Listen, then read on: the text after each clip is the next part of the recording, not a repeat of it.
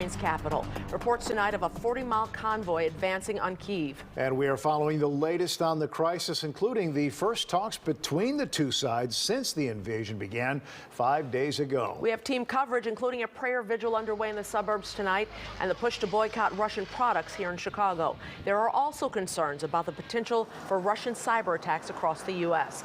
We begin with the latest on the ground in Ukraine. Dozens of civilians believed to be dead in today's attacks in the country's second largest city. And at least 500,000 refugees have fled into neighboring countries.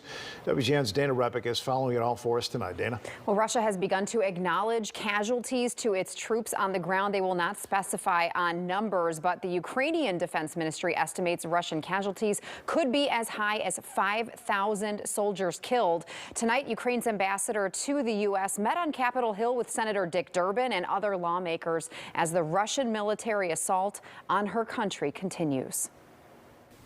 Make no mistake, Mr. Putin still has at his disposal significant combat power.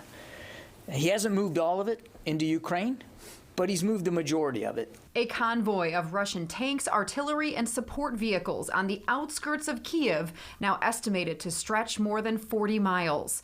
Video from Kharkiv, Ukraine's second largest city, showed residential areas under attack. The UN Security Council reporting 352 casualties, including at least 16 children killed and more than 2,000 injured. They are shooting us with missiles, ballistic missiles. They use the vacuum bomb today, which is actually prohibited by Geneva Conventions. This lady was in front of her own home at the time a rocket attacked it.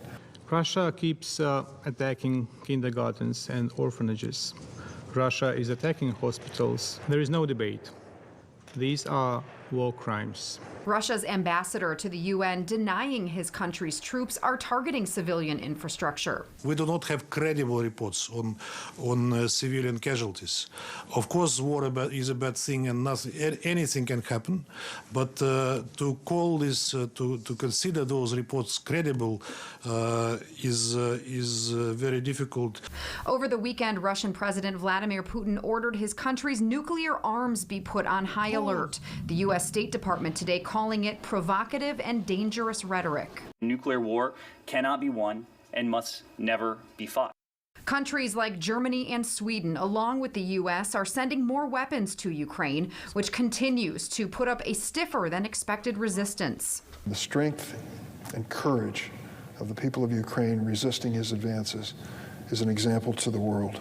This morning, the U.S. issued sanctions against Russia's central bank, known as the heartbeat of the Russian financial system. The ruble falling to record lows. In Moscow, reports of people lining up to withdraw cash.